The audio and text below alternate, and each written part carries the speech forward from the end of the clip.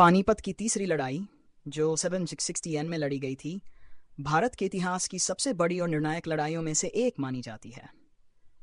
इस लड़ाई में अफगान शासक अहमद शाह अब्दाली और मराठाओं के बीच संघर्ष हुआ था। अहमद शाह अब्दाली, जो अफगानिस्तान का शासक था, भारत पर हमला करने के लिए बड़ी सेना लेकर आया था। दूसरी तरफ मराठा साम्राज्य, जो उस समय भारतीय उपमहाद्वीप में सबसे शक्तिशाली था, उसकी सेना ने इस लड़ाई का सामना किया।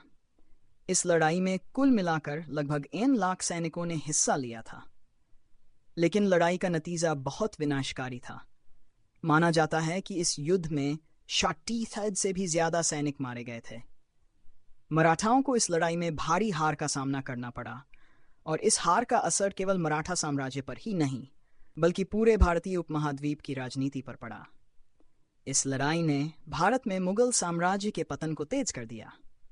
मुगलों का प्रभुत्व पहले ही कमजोर हो रहा था, और पानीपत की तीसरी लड़ाई के बाद उनका असर और भी कम हो गया।